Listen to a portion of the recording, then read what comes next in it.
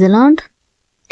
ఈరోజు ఈ యొక్క స్త్రీల సదస్సు కార్యక్రమంలో మీతో నేను స్త్రీల వర్తమానం పంచుకుంటాను.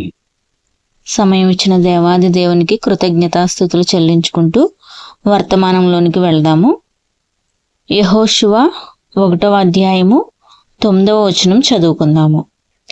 నేను నీకు ఆజ్ఞ ఇచ్చి ఉన్నాను కదా, నిబ్బరము కలిగి ధైర్యముగా ఉండుము, దిగులు పడకము, జడియకము.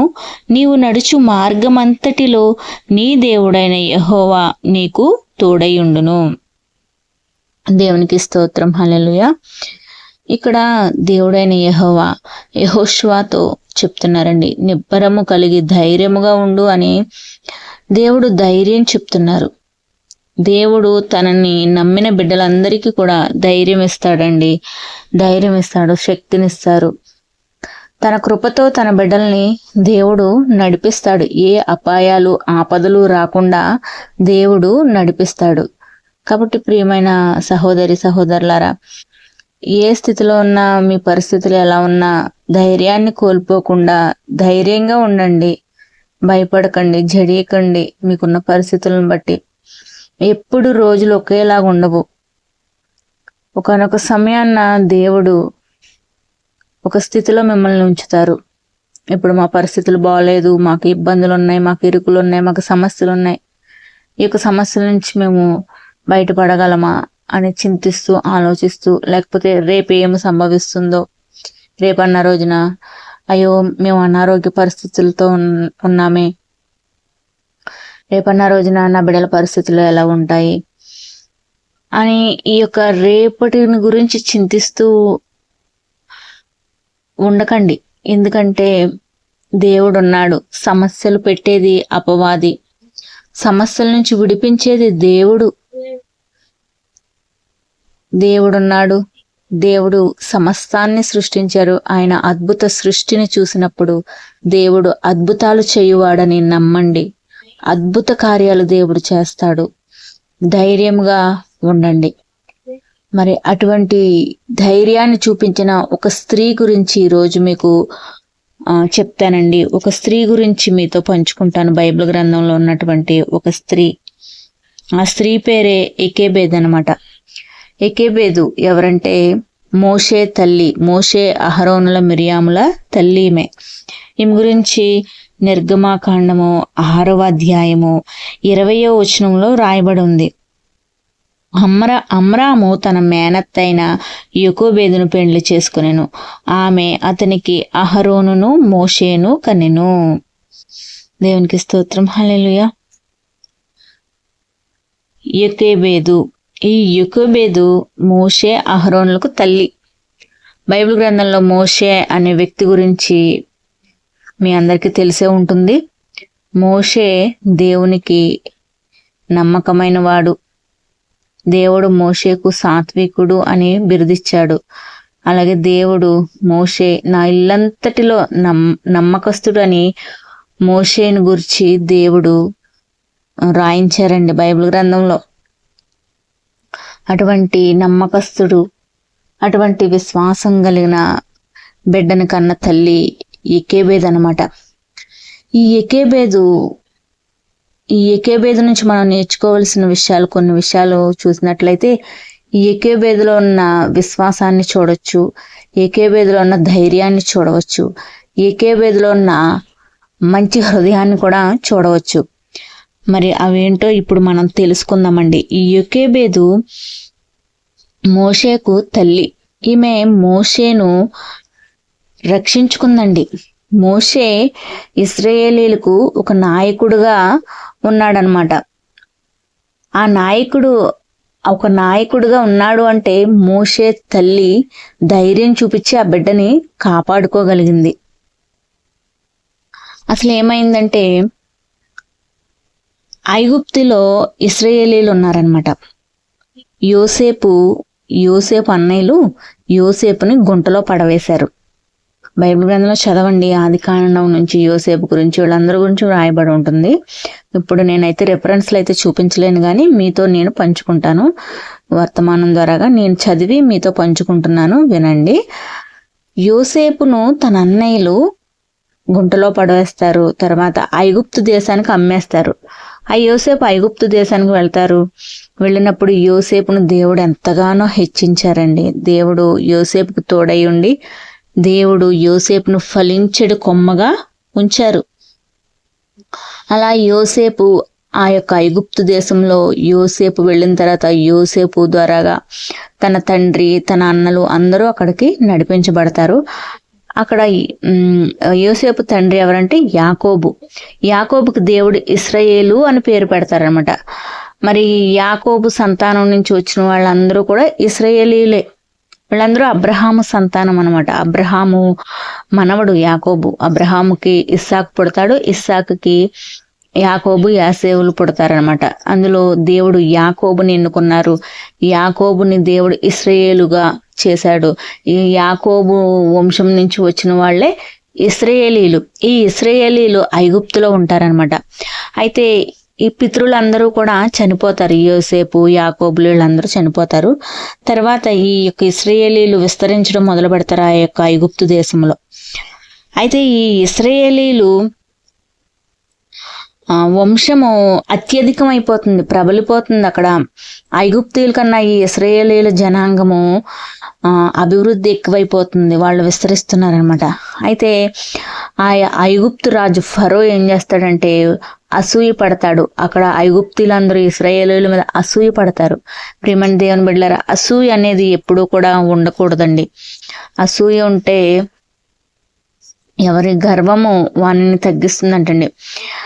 నాశనానికి ముందు అహంకారమైన మనస్సు, పడిపోవటకు ముందు గర్వం కలిగిన హృదయము నడుస్తుందని దేవుని వాక్యం సెలవిస్తుంది. కాబట్టి అహంకారము, గర్వం ఎప్పుడైతే వస్తుందో అప్పుడే అహంకారమైనటువంటి మనసు అనేది వచ్చేస్తూ ఉంటుంది. అసూయలు, ద్వేషాలు ఇవన్నీ పెరిగిపోతూ ఉంటాయి. కాబట్టి ఇటువంటి వాటికి చోటు ఇవ్వకూడదు. ఇవన్నీ దుష్టుని క్రియలు అనమాట. అసూయలు, గర్వాలు, కోపాలు, ఇవన్నీ చెడు లక్షణాలన్నీ కూడా ఇవన్నీ దుష్టుడి నుంచి పుట్టుకొచ్చేవి. కాబట్టి వీటికి మనం ఎప్పుడు కూడా చోటు ఇవ్వకూడదు.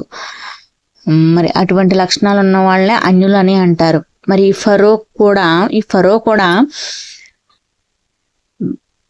అసూయ పడ్డాడు. ఫరో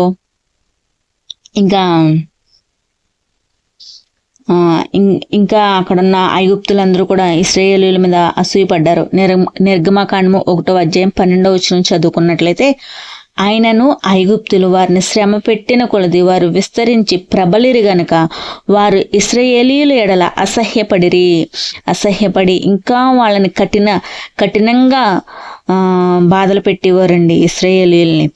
అయితే ఇలా వీళ్ళు ప్రబలిపోతున్నారని ఈ ఫరో ఏం చేస్తాడంటే, నిర్గమాకాండము 1వ అధ్యాయము 22వ వచనం చదువుకున్నట్లయితే, ఫరో హెబ్రీలలో పుట్టిన ప్రతి కుమారుణ్ణి నదిలో పారవేయడి, ప్రతి కుమార్తెను బ్రతకనీయుడు అని తన జనులందరికీ ఆజ్ఞాపించును. ఫరో ఏం చేశాడంటే ఒక ఆజ్ఞ జారీ చేశాడు.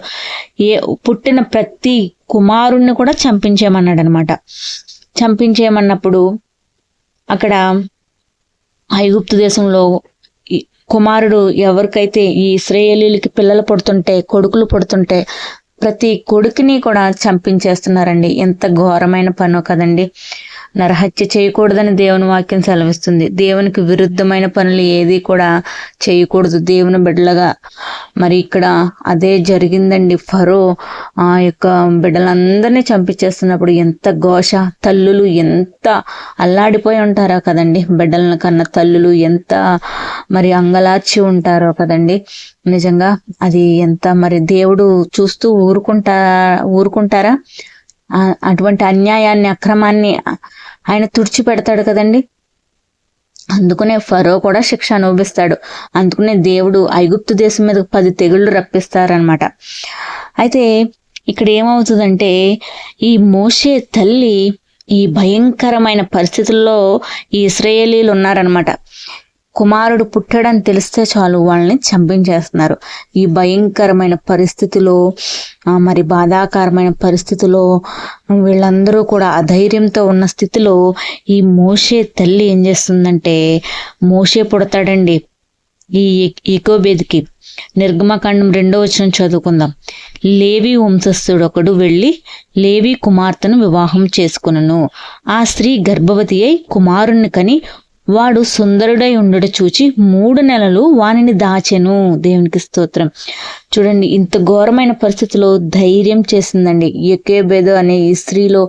మనం ధైర్యాన్ని చూడవచ్చు అనమాట. ఈ స్త్రీ నుంచి మనం నేర్చుకోవాల్సిన విషయం ఏంటంటే ధైర్యం కలిగి ఉండాలి. మరి ఈ రోజున మరి కుటుంబాల్లో పరిస్థితులను బట్టి చింతిస్తూ ఉంటాం, భయపడుతూ ఉంటాము. అనారోగ్య సమస్యలను బట్టి, ఆర్థిక సమస్యలను బట్టి, ఇంకా కుటుంబంలో ఉన్న కలతలు, చింతలు, అనేక రకాలైన సమస్యలు. ఆ యొక్క సమస్యలు బట్టి భయపడుతూ ఉంటాం. భయపడడం వల్ల ఇంకా కృంగిపోతామండి. అలా అందుకనే భయము అనేది లేకుండా ధైర్యంగా ఉండాలి. నీతిమంతుడు సింహం వలె ధైర్యంగా ఉండాలని దేవుని వాక్యం సెలవిస్తుంది. కాబట్టి దేవుని మార్గంలో నడుచుకుంటే మనం ధైర్యంగా ఉండగలుగుతాం. ప్రార్థన చేసుకుంటూ దేవునికి దగ్గరగా జీవించాలి. ఈ యొక్క యెకోబేదు ఎవరంటే అబ్రహాము వంశం నుంచి వచ్చిన స్త్రీయే. లేవి వంశంలో పుట్టినటువంటి స్త్రీ అన్నమాట. ఈమె కూడా తన సృష్టికర్త అయిన దేవునికి ప్రార్థన చేసుకునే స్త్రీ అని మనం తెలుసుకోవచ్చండి. ఈమె తన కలిగి ఉన్న దేవుని బట్టి ధైర్యంగా ఉందన్నమాట. ఎందుకంటే తన వాగ్దానం చేసిన దేవుడు నమ్మదగిన దేవుడు. కాబట్టి దేవుడిచ్చిన వాగ్దానాల మీద ఈ యెకోబేదు ఆధారపడి ఉందని తెలుసుకోవచ్చు. దేవుడు ఈ కష్టాల నుంచి, బాధల నుంచి ఉడిపించడానికి ఒక రక్షకుడిని పంపిస్తానని దేవుడు వాగ్దానం చేశాడండి. అపవాదికి అనంత నాశనం కలిగి ఏర్పాటు చేశాడు. అందుకనే ఆ రక్షకుడు వస్తాడని అందరూ ఎదురు చూస్తున్నారు, ఇశ్రాయేలీయులు అందరూ కూడా. మరి ఆ వాగ్దానాన్ని బట్టి ఈ యొక్క యెకోబేదు ధైర్యం చేసిందని మనం తెలుసుకోవచ్చు. దేవుని వాగ్దానం మీద ఈ యెకోబేదుకి ఒక నమ్మకం ఉంది, విశ్వాసం ఉంది. అందుకని ఈమె గర్భవతి అయి ఒక కుమారుణ్ణి కంది, అందమైన కుమారుణ్ణి. ఆ కుమారుడు చనిపోకుండా, ఎవరికి కనబడకుండా 3 నెలలు ఆ కుమారుణ్ణి దాచిపెట్టిందండి ధైర్యంగా. నిజంగా ఆ ఇశ్రాయేలీయులు, ఆ యొక్క ఐగుప్తీయులు చూసి ఉంటే అలా దాచిపెట్టినందుకు తన ఏ శిక్ష అనుభవించుండేదో ఆ బిడ్డ కూడా చనిపోయి ఉండేవాడు అనమాట. కానీ దేవుని మీద ఆధారపడిన స్త్రీ అని మనం గమనించవచ్చు. కాబట్టి ఈ యెకోబేదులో ఉన్నటువంటి ధైర్యాన్ని బట్టి మనం తెలుసుకోవచ్చు. ఆ భయంకరమైన పరిస్థితిలో కూడా తన ధైర్యం చేసింది, ఒక సాహసం చేసింది. తన బిడ్డను 3 నెలలు దాచిందనమాట. తర్వాత తన దాచలేక ఏం చేస్తుందంటే ఒక జమ్ము పెట్టి తీసుకుని, బిడ్డ ఎదుగుతూ ఉన్నప్పుడు మరి అందరికీ కనిపిస్తాడు కదండి, దేవుని మీద విశ్వాసం ఉంచిన స్త్రీ అని కూడా మనం గమనించవచ్చు. చూడండి, పరిస్థితులు మన చేతుల్లోంచి దిగజారిపోయినప్పుడు, ఇంకా ఏమీ చేయలేని పరిస్థితులు ఉన్నప్పుడు మనం పూర్తిగా దేవుని మీద ఆధారపడిపోవాలి.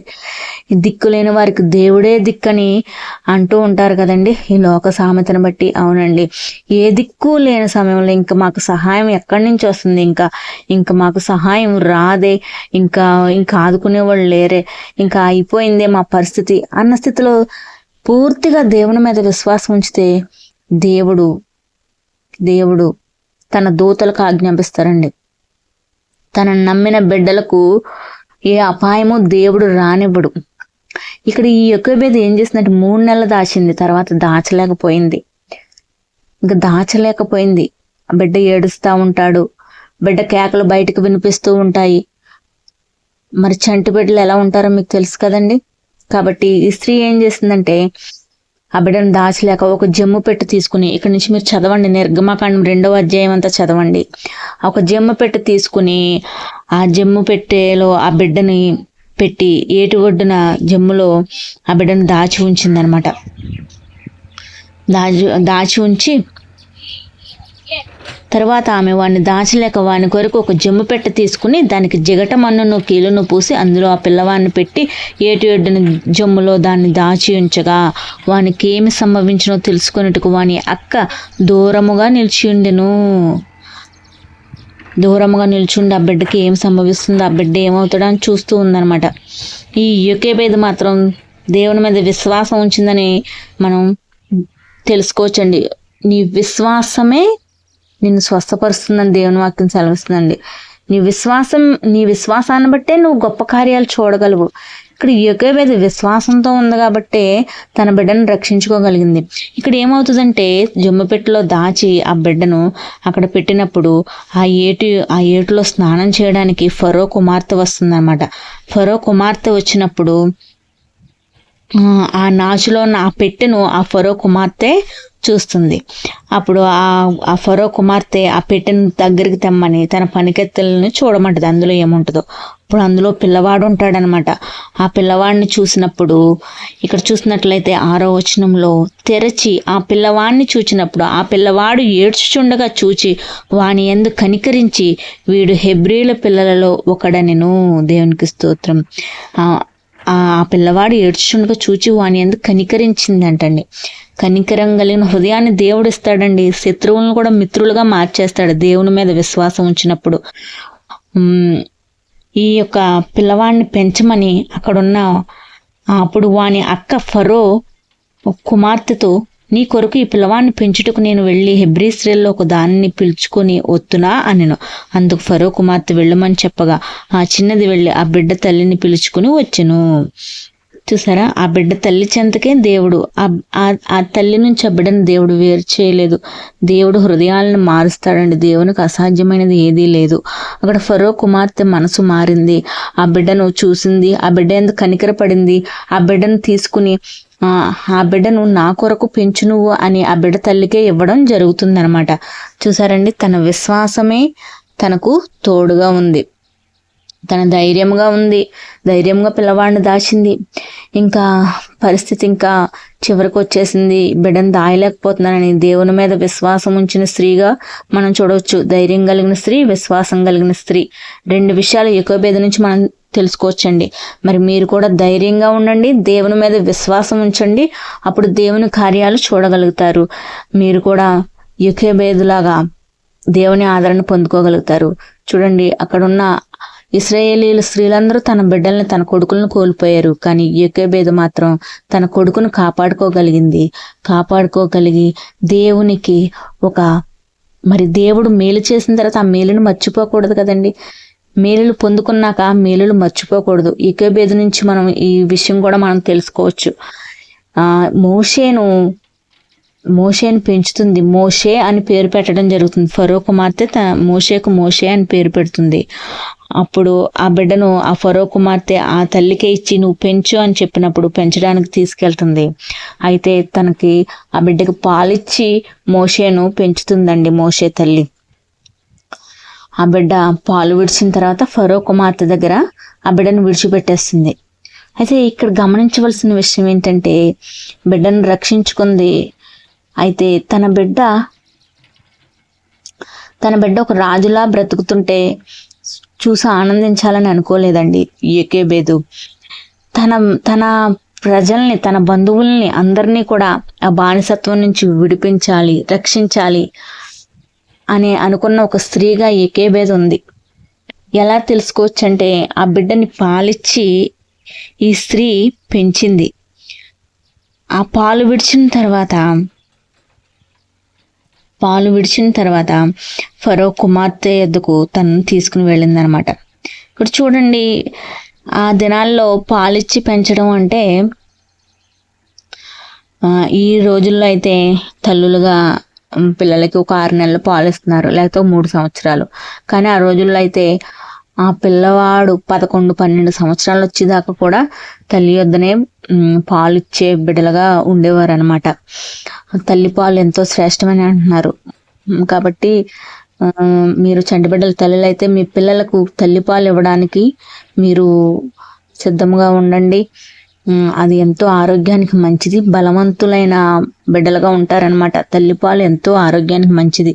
తల్లిపాలు ఇస్తే పిల్లలకి ఏదొచ్చినా, వాళ్ళు పెద్ద అయిన తర్వాత ఏదొచ్చినా వాళ్ళు తట్టుకునే శక్తి వాళ్ళలో ఉంటుందంట. మా పెద్దవాళ్ళు చెప్పేవారు, అందరూ అదే మాట చెప్తారు పెద్దవాళ్ళు. అంతేగాని స్త్రీలుగా మరి ఈ రోజుల్లో జాబుల విషయమై వాటి విషయమై పిల్లలకి పాలిచ్చే తల్లులుగా ఉండడం లేదు. ఇక్కడ ఏం చేస్తుందంటే యోకేబేదు, ఈ సందర్భం వచ్చింది కాబట్టి చెప్పాను. ఇక్కడ యోకేబేదు ఏం చేస్తుందంటే మోషేను పాలిచ్చి పెంచుతుంది. అయితే పెంచడం అంటే ఏంటంటే తల్లి చెంతలో ఉన్న బిడ్డలు, తల్లి సంరక్షణలో ఉన్న బిడ్డలకు తల్లి చక్కగా అన్ని నేర్పుతూ పెంచుతుంది కదండి. ఇక్కడ యెకోబేదు కూడా మోషేకు మంచి విషయాలు, దేవుని విషయాలు చెప్తూ పెంచిందని మనం గ్రహించవచ్చండి. ఎందుకంటే మోషేకు తన జనులెవరో, తన బంధువులెవరో అన్నీ కూడా యెకోబేదు తెలియజేసింది. తన జనుల పట్ల భారం కలిగి ఉండాలని, మన జనులు ప్రేమ కలిగి ఉండాలని, వీళ్ళని బానిసత్వం నుంచి విడిపించే రక్షకుడు నీవేనని ఆ మోషేకు ఈ యెకోబేదు తెలియజేసి ఉంటుంది. అందుకనే ఈ మోషే ఏం చేస్తాడంటే, తర్వాత తన పాలు విడిచిన తర్వాత 2వ అధ్యాయం నిర్గమాకాండం 2వ అధ్యాయం 9వ వచనంలో చూస్తున్నట్లయితే, ఫరో కుమార్తె ఆమెతో, ఈ బిడ్డను తీసుకుని పోయి నా కొరకు వానికి పాలిచ్చి పెంచుము, నేను నీకు జీతం ఇచ్చదునని చెప్పగా ఆ స్త్రీ ఆ బిడ్డను తీసుకుని పోయి పాలిచ్చి పెంచును. ఆ బిడ్డ పెద్దవాడైన తర్వాత ఆమె ఫరో కుమార్తె యొద్దకు అతన్ని తీసుకుని వచ్చును. అతడు ఆమెకు కుమారుడాయను. ఆమె నీటిలో నుండి ఇతన్ని తీసితనని చెప్పి అతనికి మోషే అని పేరు పెట్టెను. దేవునికి స్తోత్రం, హల్లెలూయా. మోషే పెద్దవాడైన తర్వాత ఇచ్చేసింది పాలు విడిచిన తర్వాత. అయితే ఆ పెంపకంలో మరి మోషే తల్లి ఆ పెంపకంలో మోషేకు అన్నీ చెప్పి పెంచిందండి. అందుకనే మోషే ఏం చేస్తాడంటే 11వ వచనంలో చూసినట్లయితే, ఆ దినములలో మోషే పెద్దవాడై తన జనుల యొద్దకు పోయి వారి భారములను చూచెను. మోషే పెద్దవాడై ఏం చేశాడు? తన జనుల యొద్దకు పోయి వారి భారములను చూశాడంటండి. చూసారా, తన జనులని మోషేకి ఎలా తెలిసింది? తన తల్లి చెప్పిందనమాట. చూడండి, ధైర్యంతో బిడ్డను కాపాడుకోగలిగింది. ధైర్యము విశ్వాసముతో బిడ్డను కాపాడుకుంది. కాపాడుకున్న తర్వాత ఆ బిడ్డను దేవుని కొరకే పెంచింది. తన ప్రజల్ని రక్షించుకునే ఒక రక్షకుడుగా మోషేను పెంచిందండి. మరి ఈరోజు ప్రియమైన దేవుని బిడ్డలారా, మీరు కూడా యెకోబేదు నుంచి తెలుసుకోవాల్సిన విషయాలు ఇదేనండి. మరి దేవుడిని ఆశ్రయించండి. మీరు కష్టాల్లో ఉన్నప్పుడు, బాధల్లో ఉన్నప్పుడు, సమస్యల్లో ఉన్నప్పుడు దేవుని మీద విశ్వాసం ఉంచండి, ధైర్యంగా ఉండండి. మరి దేవుని మేలులు పొందుకున్న తర్వాత దేవుని కొరకు జీవించండి, దేవుని పరిచర్యలో భాగస్థులు అవ్వండి.